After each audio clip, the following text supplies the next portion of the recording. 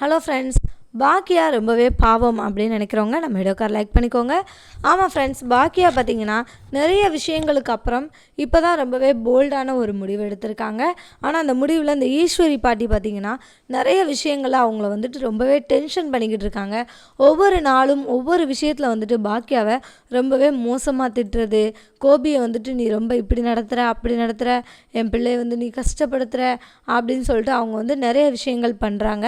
இது எல்லாமே ஒரு மிகப்பெரிய குற்றம் அப்படின்னு தாங்க சொல்லி ஆகணும். ஏன்னா கோபிநாத் பார்த்திங்கன்னா அந்த அளவுக்கு ரொம்ப நல்லவர்லாம் ஒன்றும் கிடையாது.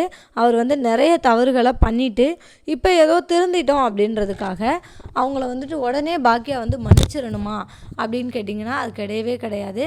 ஏன்னா பாக்கியா வந்துட்டு அவங்களுக்கும் ஒரு மனசு இருக்குது, அவங்களுக்கும் குள்ளையும் நிறைய ஃபீலிங்ஸ் இருக்குது. அவங்களும் நிறைய விஷயங்களை வந்துட்டு என்ன பண்ணாங்க அப்படின்னா மன்னிக்க தான் செஞ்சாங்க. அவங்க கோபியோட வழியில் என்றைக்குமே போகலை. கோபி தான் பாக்கியாவோட வழியில் எப்போவுமே குறுக்க வந்துட்டு என்ன பண்ணார், அவங்களுக்கு பிரச்சனைகளை உண்டு பண்ணிக்கிட்டு இருந்தார். ஸோ இதெல்லாம் பார்க்கும்போது பாக்கியா ரொம்பவே பாவம் அப்படின்னு தான் சொல்லி ஆகணும். இப்போவும் வந்துட்டு அவருக்கு ஹார்ட் அட்டாக் வந்ததுலேருந்து பாக்கியா தான் ரொம்பவே அவங்களுக்கு வந்து உறுதுணையாக இருந்து அவரை காப்பாற்றவும் செஞ்சாங்க. அந்த நன்றி கூட இல்லாமல் இவங்க எல்லாரும் என்ன நினைக்கிறாங்க அப்படின்னா, நீ பாட்டுக்கு கோர்ட்டுக்கு வந்துட்டு போயிடுவியா, என்னுடைய பிள்ளையை நீ வந்து ஜெயிலுக்கு அனுப்பிடுவியா அப்படின்னு சொல்லிட்டு பாட்டி வந்து சண்டை போடுறதுல மட்டும்தான் குறியாக இருக்காங்களே தவிர பாக்கியாவோட இடத்துல இருந்து அவங்க கொஞ்சம் கூட யோசிக்கலை. அப்போது இன்றைக்கி வந்து செலியன் வந்து வீட்டுக்கு வந்து ஒரு போஸ்ட் வருது. அதை வாங்கி படித்து பார்த்துட்டு, இங்கே பாருங்கம்மா உங்களுக்கு தான் கோர்ட்லேருந்து லெட்ரு வந்திருக்குது, நாளைக்கு வந்து ஹியரிங் இருக்குது அப்படின்ற மாதிரி சொல்கிறாரு. அப்போது பாக்கியா வந்துட்டு ரொம்பவும் சைலண்ட்டாக இருக்கிறாங்க. இந்த பாட்டி வந்து உடனே துள்ளி குதிக்க ஆரம்பிச்சிட்டாங்க. இங்கே பாரு, நீ வந்துட்டு நாளைக்கு ஹியரிங்க்கு போய் அப்படின்னா என்னுடைய பையனை நீ ஜெயிலுக்கு அனுப்ப போறியா அப்படின்ற மாதிரி கேள்விகள் நிறையாவே வந்துட்டு பாக்கியா கிட்டே கேட்க ஆரம்பிக்கிறாங்க. இதுக்கு வந்துட்டு பாக்கியா எந்த விதமான பதிலும் சொல்லவே இல்லை, ரொம்பவும் அமைதியாக தான் இருக்கிறாங்க. இங்கே பாரு பாக்கியா, நீ இன்னும் கேஸை வாபஸ் வாங்கலையா, என்னுடைய பிள்ளையை நீ ஜெயிலுக்கு அனுப்புறதுலே தான் இருக்கிறியா, அவன் இப்போ எந்த நிலமையில் இருக்கிறான், அவன் ஆப்ரேஷன் பண்ணி எந்த அளவுக்கு உடம்பு முடியாமல் இருக்கான், இப்போ நீ எதுக்கு இந்த மாதிரிலாம் பண்ணுற அப்படின்ற மாதிரி அவங்கள வந்துட்டு ரொம்பவே எதிர்த்து பேசுகிறாங்க நம்ம ஈஸ்வரி பாட்டி. அப்போது பாக்கியா எதற்குமே பேசலை, ரொம்பவும் சைலண்ட்டாக தான் இருக்காங்க. ஒரு அம்மாவுடைய கண்ணீருக்கு வந்துட்டு நீ வந்துட்டு மதிப்பு கொடுக்க மாட்டியா, என்னை பற்றி நீ கொஞ்சம் கூட யோசிக்க மாட்டியா, என்னுடைய பையன் மட்டும் ஜெயிலுக்கு போயிட்டான்னு வச்சுக்கோயேன், அடுத்த நிமிஷமே நான் என்ன பண்ணிடுவேன், செத்துருவேன், ஏதாவது பண்ணி நான் பாட்டுக்கு என் உயிரை வாங்கிட்டு நான் பாட்டுக்கு போயிடுவேன், அடுத்து நீ எனக்கும் சேர்த்து என்ன பண்ணிடு, ஏதாவது கொல்லி வைக்கிறதுக்கு ஏற்பாடு பண்ணிவிட்டு நீ நிம்மதியாக இருந்துக்கோ அப்படின்னுலாம் சொல்லிட்டு பாட்டி ரொம்பவே மிரட்டுறாங்க. எமோஷ்னல் பிளாக்மெயில் பாட்டி பண்ணுறாங்க. இது பாக்கியாவுக்கு ரொம்ப நல்லாவே புரியுது. இருந்தாலும் அவங்க எல்லாத்த பற்றியும் யோசிக்கிறவங்க. அதனால் இப்போ வந்துட்டு பாட்டியை பற்றியும் அவங்களால யோசிக்காமல் இருக்க முடியல. அவங்க யோசனையிலே ஆழ்ந்து போய் ரொம்பவும் அமைதியாக இருக்காங்க. அப்போ கோபிநாத் வந்து சொல்கிறாரு, இங்கே பாருங்கம்மா, நீங்கள் எதற்காக பாக்கியாவை திட்டுறீங்க, இதில் தப்பு பண்ணது நான் தான் நிறைய தவறுகள் பண்ணிட்டேன். நான் தவறுகள் பண்ணதுக்கு கண்டிப்பாக எனக்கு வந்து தண்டனை கிடைச்சே ஆகணும். அதனால் நீங்கள் பாக்கியா வந்துட்டு திட்டாதீங்க. அவள் வந்து என் மேலே கொடுத்த கேஸ் உண்மையான கேஸ் தான். நான் தானே தவறுகள் எல்லாத்தையுமே பண்ணேன், நான் பார்த்துக்கிறேன், நான் என்னால் லீகலாக என்ன பண்ண முடியுமோ நான் பண்ணிக்கிறேன் அப்படின்ற மாதிரி கோபிநாத் ரொம்பவே உறுதியாக சொல்லிடுறாரு. அப்போது ராதிகாவும் என்ன நினைக்கிறாங்க அப்படின்னா, அதாவது இவர் பண்ணது தப்பு தான், ஒரு மனுஷியாக இருந்து நம்ம யோசிக்கும் போது இவர் பண்ணது வந்து தப்பு தான். ஆனால் இவரோட ஒய்ஃபாக இருந்து யோசிக்கும் போது இப்போதைக்கு இவர் இருக்கிற ஹெல்த் கண்டிஷனுக்கு அவரால் தண்டனைகளை அனுபவிக்க முடியுமா அப்படின்னு கேட்டால் அது வந்து கண்டிப்பாக முடியாது. அதனால் நம்ம அதற்கு மட்டும் அலோவ் பண்ணாமல் எப்படியாவது இவருக்கு வந்து அதை ஒரு காரணமாக வச்சு பெயில் வாங்க முடியுமா, இல்லைனா இன்னும் கொஞ்ச நாள் வந்து இந்த கேஸை வந்து தள்ளி போட முடியுமா அப்படின்ற மாதிரி ஏதாவது ட்ரை பண்ணலாம் அப்படின்னு சொல்லி ராதிகாவும் யோசிச்சுட்டாங்க. ஸோ அவங்க 2 பேருமே வந்துட்டு பாக்கியா மேலே துளி கூட கோவப்படலை. ஆனால் அந்த பாட்டி தான் வந்துட்டு ஆட்டமாக ஆடிக்கிட்டு இருக்காங்க. என்னுடைய கண்ணீர் உனக்கு இதாக தெரிலையா அப்படியா இப்படியான்னு பேசும்போது நம்ம எழில் வந்து கரெக்டாக ஒரு கொஷின் கேட்டார். அன்றைக்கி வந்து பார்த்திங்கன்னா ரெஸ்டாரண்ட்டில் உங்களுடைய பையன் சாப்பாட்டில் விஷத்தை கலந்தார். அப்போது எல்லாருமே அம்மாவை சேர்ந்து அடிக்க வந்தாங்க. அப்போ அம்மாவும் அழுதாங்க. அப்போ அந்த கண்ணீருக்கு வேல்யூ இல்லையா பாட்டி, நீங்கள் வந்துட்டு என்ன பேசுகிறீங்க, உங்களுடைய கண்ணீர் உங்களுடைய பிள்ளையோடைய கஷ்டம் அது மட்டும்தான் உங்களுக்கு புரியுமா, உங்களுக்கு வந்து இந்த விஷயங்கள்லாம் ஏன் புரியவே மாட்டேங்குது அப்படின்ற மாதிரி அவங்க வந்துட்டு நிறைய விஷயங்கள் எழில் வந்து பேசுகிறாரு. எழில் பேசுகிறது ரொம்ப ரொம்ப சரி. ஸோ இப்போ வந்துட்டு பாக்கியா என்ன முடிவெடுக்க போகிறாங்க அப்படின்றது ஒரு மிகப்பெரிய கேள்விக்குறி தான். அவங்க ரொம்பவும் அமைதியாக தான் இருக்கிறாங்க. ஸோ மார்னிங் விடிஞ்சிருது. அப்போ வழக்கம் போல் ஈஸ்வரி பாட்டி வந்து கத்திக்கிட்டு இருக்காங்க. நீ ஏன்டா இப்படி பண்ணுற? நான் அவகிட்ட பேசி எப்படியாவது கேஸை வாபஸ் வாங்க சொல்லுவேன்ல, நீ எதற்காக நீ வந்து கோர்ட்டுக்கெல்லாம் போகணும் அப்படின்ற மாதிரி நம்ம கோபிநாத் கிட்ட பேசுகிறாங்க. அதற்கு கோபிநாத் சொல்கிறாரு, இல்லைம்மா நான் பார்த்துக்கிறேன், நீங்கள் வந்து எதற்கும் டென்ஷன் ஆகாதீங்க அப்படின்ற மாதிரி சொல்லும்போது, நானும் உன் கூட வர்றேன்னு சொல்கிறாங்க.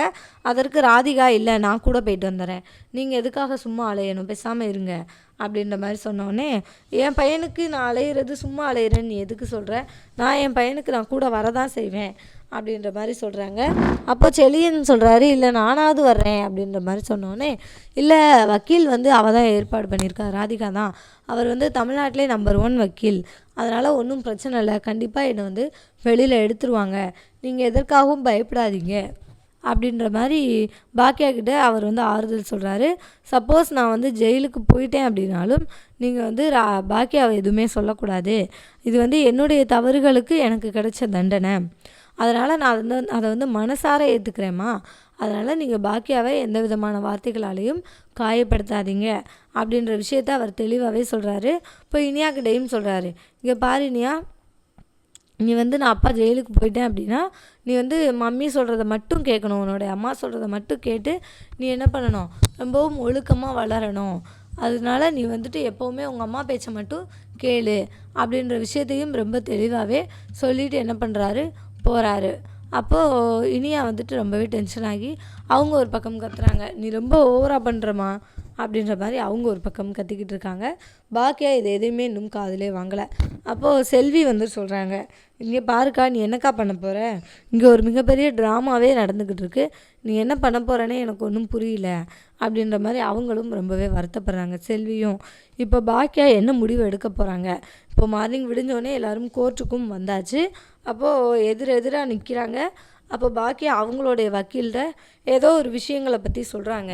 ஆனால் அந்த விஷயங்கள் என்ன பேசுகிறாங்க அப்படின்றது நமக்கு காமிக்கவே இல்லை. அவங்க பேசுகிறது ரொம்பவும் அமைதியாக தான் காமிக்கிறாங்க. ஆனால் ராதிகா சொல்கிற விஷயங்களை காமிக்கிறாங்க. ராதிகா என்ன சொல்கிறாங்க அப்படின்னு பார்த்தீங்கன்னா, இங்கே பாருங்கள், என்னுடைய ஹஸ்பண்ட் ஒரு நாள் கூட ஜெயிலில் இருக்கிற மாதிரி ஒரு சூழ்நிலை வந்துடக்கூடாது, ஏன்னா அவருடைய ஹெல்த் கண்டிஷன் இப்போ ரொம்பவே மோசமாக இருக்குது, அதையே ஒரு காரணமாக வச்சு நீங்கள் என்ன பண்ணிடுங்க, அவர் வெளியில் வர்ற மாதிரி பார்த்துக்கோங்க அப்படின்ற மாதிரி அவங்களும் சொல்கிறாங்க. அப்போது கண்டிப்பாக என்னால் முடிஞ்ச வரைக்கும் ட்ரை பண்ணுறேன் மேடம், அவர் கண்டிப்பாக வந்துட்டு வெளியில் இருக்கிற மாதிரி நான் பார்த்துக்கிறேன் அப்படின்ற மாதிரி அவங்களும் சொல்லிடுறாங்க. அப்போது பாக்கியா வந்துட்டு இந்த பக்கம் உட்காந்துருக்காங்க, ராதிகாவும் கோபிநாத்தும் ஒரு சைடு உட்காந்துருக்காங்க. ஸோ இதெல்லாம் வந்துட்டு பார்த்துக்கிட்டே இருக்காங்க ராதிகா. அப்போது ஜட்ஜு வந்துடுறாரு. முதல் கேஸாகவே பாக்கியலட்சுமியோட கேஸ் தான் சொல்கிறாங்க. அப்படி சொல்லும்போது என்ன பிரச்சனை அப்படின்ற மாதிரி கேட்குறாங்க. அதற்கு வக்கீல் சொல்கிறாரு, இங்கே பாருங்கள், இவர் தான் மிஸ்டர் கோபிநாத், இவர் வந்து என்ன பண்ணியிருக்காரு அப்படின்னா, இந்த பாக்கியலட்சுமி அவங்களுடைய ரெஸ்டாரண்ட்டில் இவங்க வந்து பக்ரீத்க்கு வந்து பிரியாணி ஆர்டர் எடுத்திருக்காங்க. அந்த பிரியாணி ஆர்டரில் இவர் என்ன பண்ணியிருக்காரு அப்படின்னா, கெட்டு போன சிக்கனை வந்துட்டு ஆள் வச்சு கலக்க சொல்லியிருக்காரு.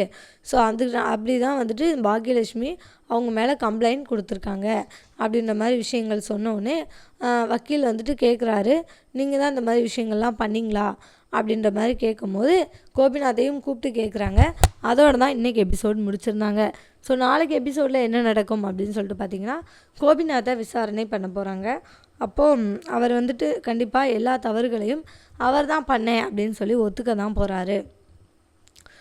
எல்லா விஷயங்களையும் நான் தான் பண்ணேன், அப்போ வந்துட்டு நான் ஒரு மிகப்பெரிய முட்டாளாக இருந்தேன், இவங்களுடைய குணங்களை பற்றியோ அவங்களுடைய உழைப்பு இதை எதையுமே நான் வந்துட்டு புரிஞ்சுக்கல, அப்போ நான் அதனால் புரிஞ்சுக்காமல் இருந்ததுனால தான் அந்த தப்பை நான் பண்ணிட்டேன், என்னை வந்து எல்லாருமே மன்னிக்கணும், நான் நிறைய பேர் உயிரோடு விளையாண்டுட்டேன், நான் பண்ணது ரொம்ப ரொம்ப தப்பு தான், இந்த கோர்ட்டில் வந்து இந்த பாக்கியலட்சுமிக்கிட்டே நான் என்ன பண்ணுறேன், மன்னிப்பு கேட்டுக்கிறேன், என்னை வந்து தயவு பண்ணி மன்னிச்சிருங்க, ஆனால் அதுக்காக எனக்கு தண்டனை கொடுக்காமல் இருங்கன்னு நான் சொல்ல மாட்டேன், எனக்கு என்ன தண்டனை வேணாலும், நான் பண்ண தப்புக்கு என்ன தண்டனை கொடுக்கணுமோ நீங்கள் அதை கொடுங்க, நான் அதை வந்து ஏற்றுக்கிறேன் அப்படின்ற மாதிரி அவர் வந்து ரொம்பவே ஜென்யூனாக சொல்லி முடிச்சிட்டாரு. அப்போது கோபிநாத்தோடைய வக்கீல் சொல்கிறாரு, கோபிநாத் இப்போ வந்து மனம் திருந்தி தவறுகளை ஒத்துக்கிட்டாலும் இப்போ வந்து அவருக்கு ஹார்ட்டில் பைபாஸ் சர்ஜரி வந்து பண்ணியிருக்குது, பண்ணி இன்னும் வந்துட்டு 1 மந்த் கூட ஆகலை, அதனால் அவர் வந்து இப்போ வந்து கம்ப்ளீட் ரெஸ்ட்டில் இருக்கணும், டயட்டும் நல்லாவே ஃபாலோ பண்ணணும். அப்படி இல்லைன்னா அவரோட உயிருக்கே ஆபத்து. அதனால் அவங்களுடைய மனைவி, இன்னாள் மனைவி வந்து என்ன சொல்கிறாங்க அப்படின்னா, அவங்க வந்து கண்டிப்பாக அவருடைய தவறுகளை அவர் உணர்ந்து தான் இருக்கார். அவங்களுக்கான நஷ்ட ஈடை வந்து நாங்கள் கொடுத்துட்றோம். ஆனால் அவருக்கு வந்து ஆப்ரேஷன் பண்ணாங்க இல்லையா, அது வந்து ஒரு மிகப்பெரிய பிரச்சனை அப்படின்றதுனால அவரை வந்துட்டு வெளியில் விட்டுருங்க அப்படின்ற மாதிரி அவங்களுடைய மனைவி வந்து நம்மக்கிட்ட கோரிக்கை வச்சுருக்காங்க. அவங்க எல்லாருக்குமே செட்டில் பண்ணுறதுக்கு எவ்வளோ பணம் செட்டில்மெண்ட் பண்ணாங்களோ அந்த பணத்தை வந்து நாங்கள் கொடுத்துட்றோம் அப்படின்ற மாதிரி இவங்க வந்துட்டு இறங்கி போய் ரொம்பவே பேசுனாங்க. அப்போது பாக்யலட்சுமி இதற்கான பதிலாக என்ன சொல்ல போகிறாங்க அப்படின்றது தான் நம்ம எல்லாருமே எதிர்பார்த்துக்கிட்டு இருக்கோம். ஸோ பாக்கியா வந்துட்டு கண்டிப்பாக ஒரு பாசிட்டிவான பதில் சொல்கிறதுக்கு வாய்ப்புகள் அதிகமாக இருக்குது. ஏன்னா அவங்க வந்துட்டு எப்போவுமே எல்லாரை பற்றியும் யோசிக்கிற ஒரு ஆள். அதனால் கோபிநாத் மேலே அவங்களுக்கு நிறைய வெறுப்புகள் இருந்தாலும் அவர் மேலே கொஞ்சம் அன்பும் இருக்குது. ஏன்னா அவங்களுடைய முன்னாள் கணவர் அப்படின்றதுனால அவங்களால அதை மறக்கவும் முடியாது, மறுக்கவும் முடியாது. ஸோ அதனால் அவங்க இந்த இடத்துல வந்துட்டு ரொம்பவும் அமைதியாக தான் இருக்கிறாங்க. அவங்களுக்கு ஃபேவராக ஏதாவது ஒரு விஷயங்கள் கண்டிப்பாக பண்ண தான் போகிறாங்க அப்படின்றது நமக்கு ரொம்ப நல்லாவே தெரியுது. ஸோ என்ன பண்ண போகிறாங்க அப்படின்றத நம்ம வெயிட் பண்ணி பார்க்கலாங்க. ஸோ தேங்க்யூ ஃபார் வாட்சிங். பாக்கியாவோட முடிவு என்னவாக இருக்கும் அப்படின்னு சொல்லிட்டு நீங்கள் கெஸ் பண்ணிங்க அப்படின்னா கண்டிப்பாக மறக்காமல் கமெண்ட்டில் சொல்லுங்கள். ஸோ தேங்க்யூ ஃபார் வாட்சிங். இந்த வீடியோ உங்களுக்கு பிடிச்சிருந்துச்சுன்னா மறக்காமல் லைக் பண்ணிக்கோங்க. நம்ம சேனலை நீங்கள் இன்னும் சப்ஸ்கிரைப் பண்ணலையா, மறக்காமல் சப்ஸ்கிரைப் பண்ணிக்கோங்க. கூடவே பக்கத்தில் இருக்க பெல் ஐகானையும் கிளிக் பண்ணிக்கோங்க. தேங்க்யூ.